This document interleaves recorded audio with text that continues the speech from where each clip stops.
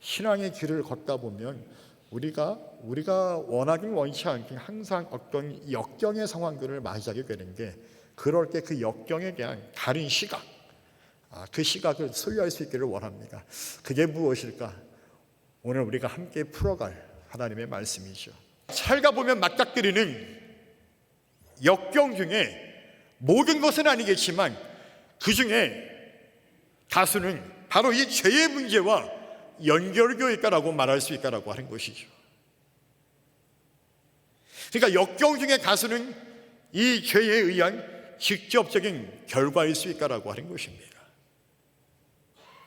사랑하는 성도 여러분, 우리가 때로는 역경을 마주하게 될 때 그 역경에게 가져야 될 다른 시각이 있어야 한다라고 우리가 아까 말하였습니다.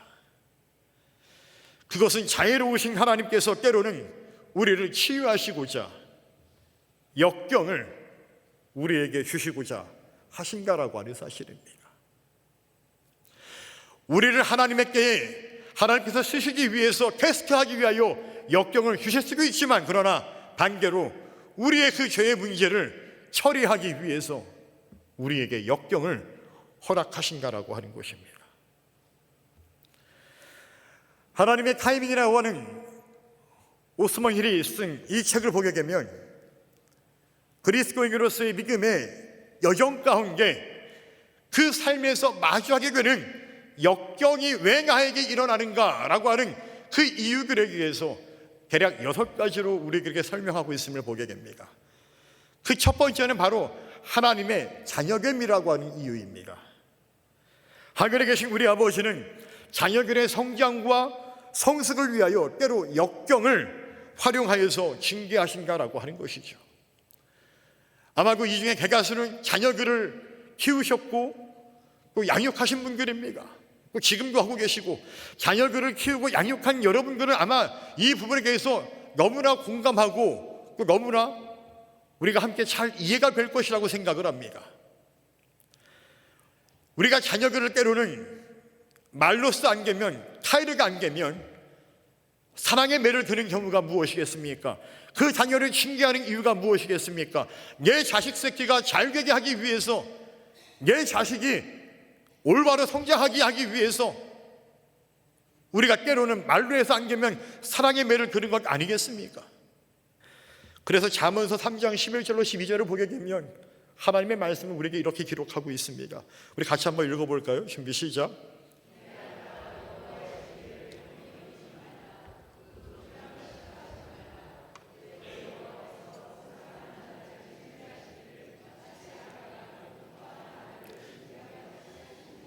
아멘. 그렇습니다. 하나님은요, 징계하신다는 거예요. 징계. 믿음의 자녀가 믿음의 사람답게 성장하고 성숙할 수 있도록 때로는 징계하신다라고 하는 것이죠. 이것이 첫 번째 역경의 이유입니다. 두 번째는 뭘까요?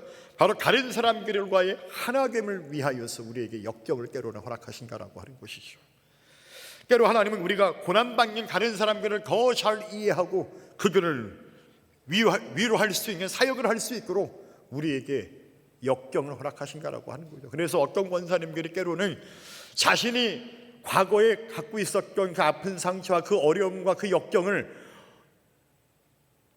지금 내 옆에 있는 그 사람이 똑같이 겪고 있으니까 자기가 그때 있었던 그 받은 은혜, 그래서 내가 어떻게 그 역경을 이겨냈는지를 그 영혼에게 이야기해주고, 그래서 그 영혼을 위로해 주라고, 그래서 그 영혼을 주님 앞으로 인도할 수 있도록 하기 위해서 우리에게 때로는 그런 역경을 허락하신다라고 하는 얘기예요. 세 번째로는 바로 시험입니다. 테스트입니다. 우리가 계속해서 이야기해왔던 요셉에 관한 이야기였죠.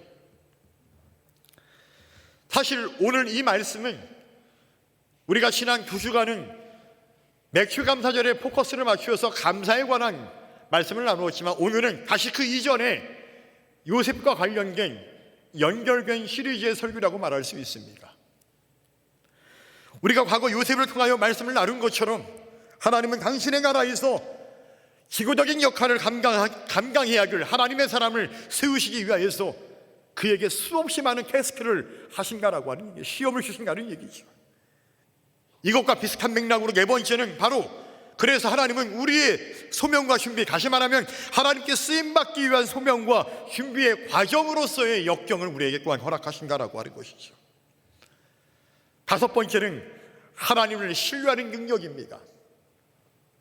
즉 어떤 순간에 우리가 하나님을 신뢰할 수 있는 능력을 갖도록 훈련시키기 위해서 우리로 하여금 역경을 이용하시고 역경을 허락하신다라고 하는 것이죠. 여러분, 역경은 우리가 하나님을 신뢰하는 법을 배우게 합니다. 그리고 우리의 필요를 채우시는 오직 그 하나님만을 온전히 의지하는 법을 배우도록 하는 우리의 신앙을 훈련시키는 학교라고 이야기할 수 있습니다. 마지막 여섯 번째로는 바로 우리의 죄 때문에 하나님께서 역경을 허락하신다라고 하는 것입니다. 그러니까 우리는 자신의 개인적인 삶 가운데 혹은 우리 공동적인 삶 속에서 범하는 그 죄 때문에 역경에 직면하게 된다라고 하는 것입니다. 분명 고난과 역경은 모든 그리스도인들에게 삶의 일부라고 말할 수 있습니다.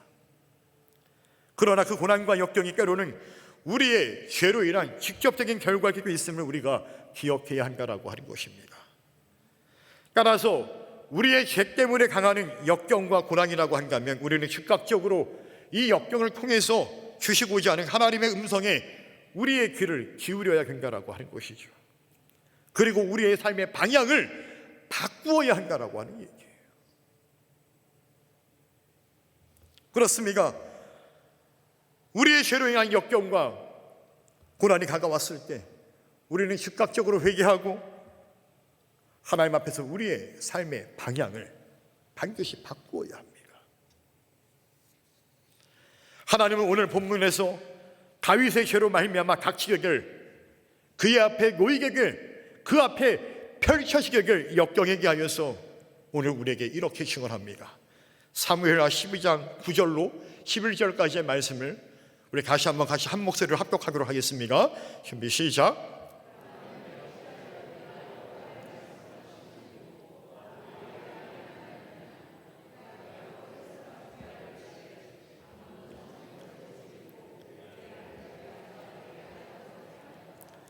이제 내가 나를 업신여기고 햇사람 우리아의 아내를 빼앗아 내 아내로 삼았은즉 칼이 내 집에서 영원토록 떠나지 아니하리라 하셨고 여호와께서 또 이와 같이 이르시기를 보라 내가 너와 내 집에 재앙을 일으키고 내가 내 눈앞에서 내 아내를 빼앗아 내 이웃들에게 주리니 그 사람들이 내 아내들과 더불어 백주에 동침하리라.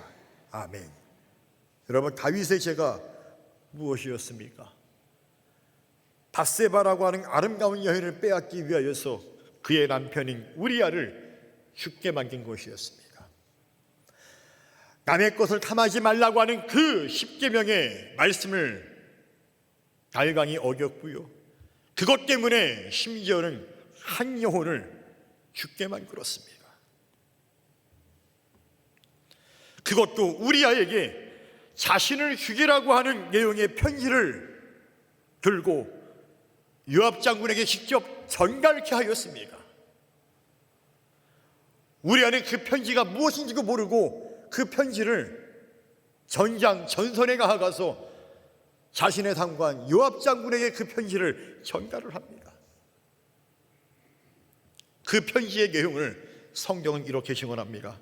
사무엘하 11장 14절로 15절까지의 말씀인데요, 아침이 되매 다윗이 편지를 써서 우리아의 손에 들려 요압에게 보내니 그 편지에 써서 이르기를 너희가 우리아를 맹렬한 싸움에 앞세워두고 너희는 귀로 물러가서 그로 맞아 죽게 하라 하였더라. 누가 썼다고요? 누구라고요? 다윗이 쓴 것입니다. 이걸 누구한테 들려보냈다고요? 우리아에게 들려서 요압 장군에게 전달하라고 한 거예요. 여러분, 저는 이 말씀을 읽으면서 묵상하면서 내가 만약에 목사가 아니었으면 다윗을 향해 욕했을 것 같아요. 이런 진짜 아니 어떻게 이럴 수가 있습니까, 여러분? 근데 이 사람이 지금 누구라고요? 누구예요? 전 아니잖아요, 여러분들. 다윗이에요, 다윗. 여러분, 이런 다윗 행동이 믿겨지십니까? 저는 믿길 수가 없었어요. 어떻게 다윗이 이렇게 잔인한 범죄를 저지를 수가 있단 말입니까? 우리가 알고 있는 다윗 왕이 맞는 것입니까? 아니, 우리가 알고 있는 다윗 왕은 이런 죄를 범하면 안 되는 거 아닐까요?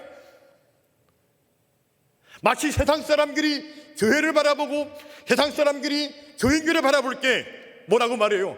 어떻게 교회가 그렇게 하냐고, 어떻게 교인들이 그렇게 말할 수 있고, 어떻게 교회가 그렇게 행동할 수 있냐라고. 그게 세상이 교회와 교인들을 바라보는 프레임 아닙니까?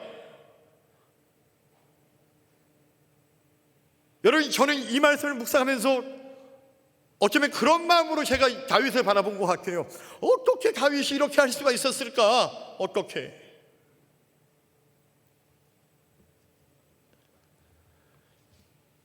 한 가지 깨닫는 것은 무엇이냐면, 여러분, 우리가 아무리 은혜 받긴 자라 할지라도요, 죄의 유혹 앞에 결코 우리 자신을 스스로를 자신할 수 없다라고 하는 것입니다. 그래서 항상 우리 스스로를 경계해야 하고, 하나님의 말씀과 기고로 우리가 서 있지 않으면 우리는 언제라도 다윗처럼 우리가 죄의 종로를 탈 수 있는 가능성을 안고 있는 이 길이 바로 저와 여러분들이라고 하는 것이죠. 그래서 우리에게 무엇이 필요하냐? 그래서 우리에게는 반드시 회개라고 하는 것이 반드시 필요하다라고 하는 것입니다. 여러분, 결국 이 사건으로 하나님은 다윗을 향하여 매우 진노하십니다. 여러분, 제가 다윗을 그렇게 바라봤다고 한다면, 아니 우리 모두가 다윗이 이렇게 할 수가 있지 라고 분노했다라고 한다면, 여러분 한번 생각해 보세요. 그럼 하나님은 대체 어땠을까요? 하나님은 그런 다윗을 어떤 마음으로 보셨을까요? 하나님은 매우 진노하십니다. 그래서 오늘 본문의 말씀처럼 나단 선지자를 통하여서 다윗을 강력하게 책망하십니다. 그 책망의 내용이 무엇입니까? 내가 너를 이스라엘 왕으로 기름 붓기 위하여서 너를 수많은 개혁자들의 손에서 구원하여겠고, 특별히 한때 내가 사랑했던 그 사울 왕의 폭력과 억압 앞에서 내가 너를 구원하였고, 내가 그를 계신하여서 내가 너를 세웠는데, 그리고 그런 그에게 이스라엘과 유다를 맡겼는데 내가 어떻게 이렇게 행할 수 있느냐, 내 앞에서.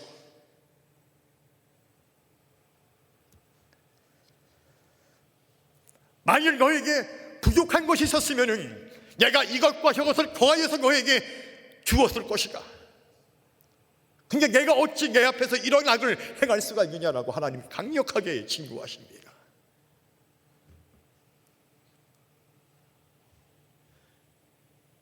내 앞에서 네가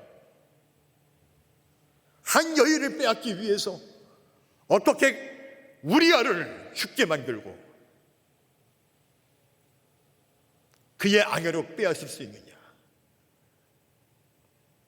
그의 죄를 조목조목 지적하시면서 강력하게 책망하신다라고 하는 것이죠. 여러분, 어쩌면 이 신고와 이 책망이 다윗을 향한 것이었지만 혹여 저와 여러분들을 향한 책망은 아니겠습니까? 이 말씀 앞에 어쩌면 우린 결코 자유로울 수 없을지도 모르겠습니다. 하나님이 이렇게 진노하시면서 그 결과로 다윗에게 가혹하리라 만큼 죄의 대가를 치르게 하십니다. 그 대가가 무엇이었습니까? 바로 칼이 내 집에서 영원히 떠나지 아니할 것이라고 말씀합니다. 가문에 재앙이 임할 것이라고 하나님께서 말씀하시면서 그 죄의 대가를 치르게 하신다라고 하는 것이죠.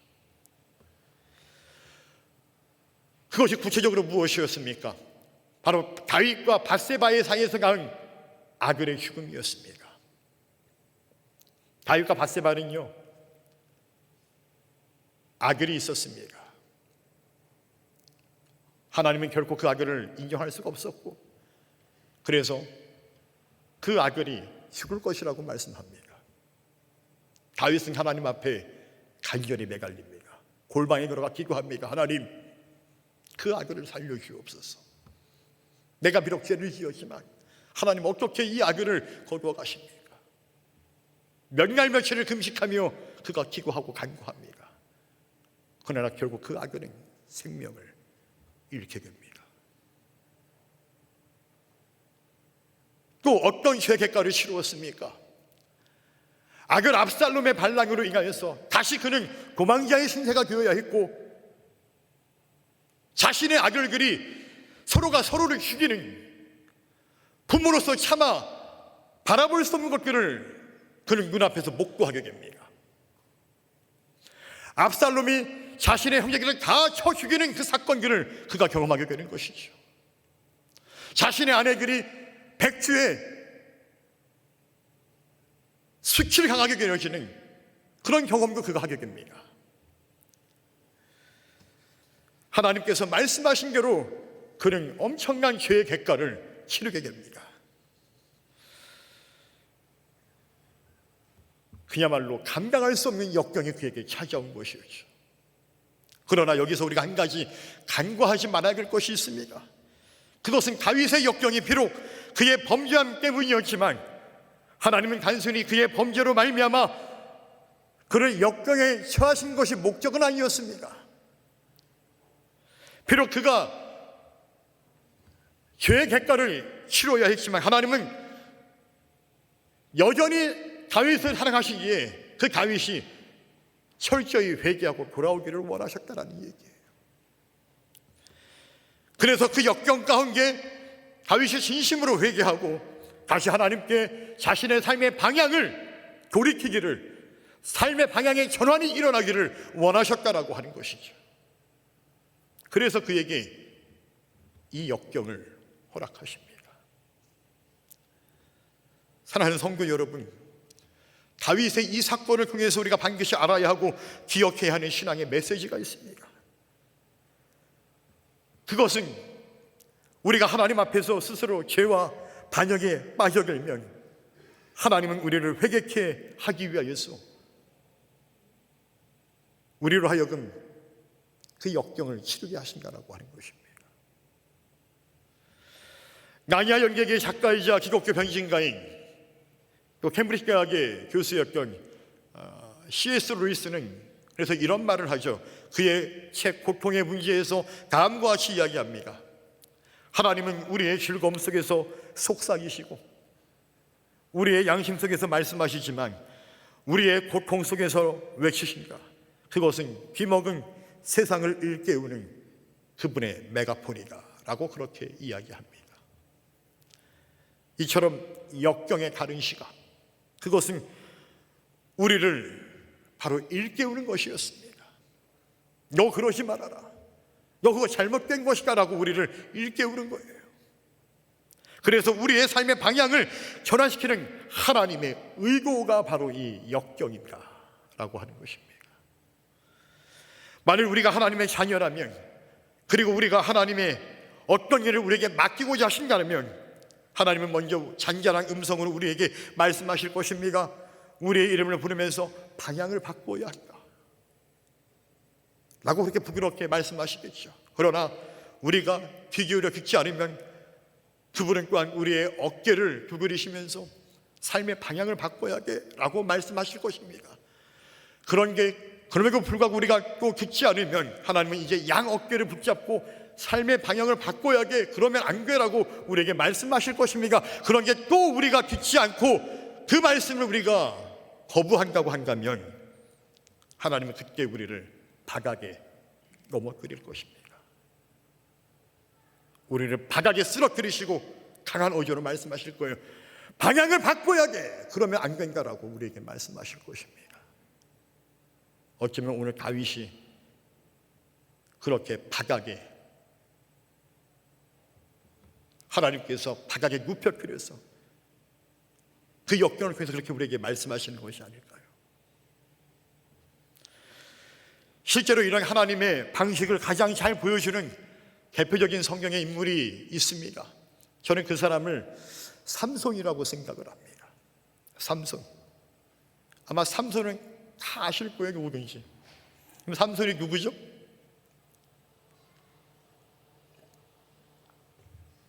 아시는 게 일부 얘기 안 하시는 거죠.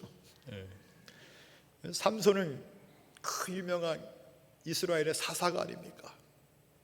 그는 나시린이었습니다. 나시린이 무엇입니까? 그는 구별된 하나님의 사람이었다라고 하는 것입니다. 그는 태어날 때부터 하나님 앞에 구별된 사람이었습니다. 그래서 하나님은 그런 삼손을 축복하여 주셨죠. 그런 게 문제는 뭡니까? 삼손이 구별된 사람처럼 하나님을 정작 경외하지 않는다는 것이었습니다. 그는 교만하여서 하나님의 말씀을 우습게 알았고 자신의 힘을 자랑하였습니다.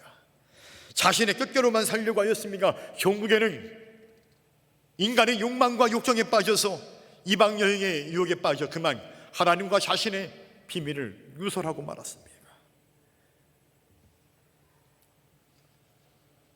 그러나 하나님은 여전히 삼손을 사랑하셨습니다.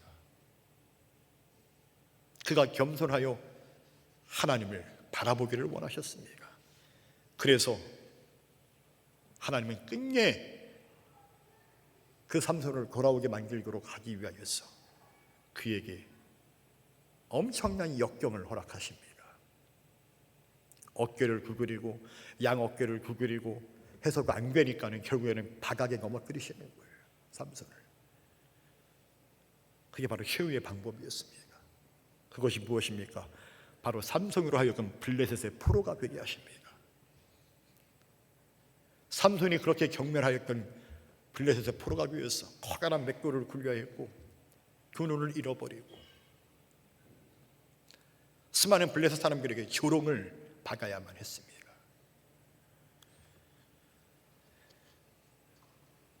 삼손으로 하여금 지금이라도 삶의 방향을 바꿀 수 있도록 하나님이 삼손을 바닥에 쓰러뜨리신 것이었습니다. 결국 삼손은 그때서야 진심으로 하나님 앞에 회개하고 마지막으로 하나님께 간청하여서 그가 사사로서의 사명을 완수할 수 있도록 하나님은 은혜를 베풀어 주십니다. 사랑하는 성도 여러분, 내가 지금 역경을 경험하고 있습니까? 지금 나의 삶에 역경이 있습니까? 그렇다면 역경의 다른 시각을 가지시고 내 앞에 펼쳐진 그 역경을 바라볼 수 있기를 축원합니다. 내 앞에 펼쳐진 역경은 하나님 앞에서의 나의 죄를 점검해야 하는 타이밍입니다. 내 앞에 펼쳐진 역경은 하나님 앞에서 하나님과의 나와의 관계를 다시 점검해야 되는 타이밍입니다. 내 앞에 펼쳐진 역경은 내가 다시 하나님께 회개하며 돌아가야 하는 내 삶의 방향의 대전환이 일어나야 하는 타이밍이 되어야 한다라고 하는 것입니다. 이렇게 역경을 마주하게 될 때 그 역경 때문에 하나님을 원망하고 절망하고 믿음을 저버리는 것이 아니라 오히려 역경의 다른 시각을 소유함으로 말미암아 다시금 하나님 앞에서의 나의 죄를 점검하고 회개함으로 다시 하나님께 돌아가는 삶의 대전환이 이루어질 수 있기를 간절히 주의 이름으로 축원합니다. 감사한 것은 다윗과 삼손은 그런 삶의 대전환이 일어나게 되었다라고 하는 것이죠. 저는 우리 강민소망교회 모든 성도들이 그런 은혜가 있기를 간절히 주님의 이름으로 축원합니다. 그렇게 역경에 대한 역경의 다른 시각을 소유할 수 있는 저와 여러분들이 계시기를 간절히 주님의 이름으로 축원합니다.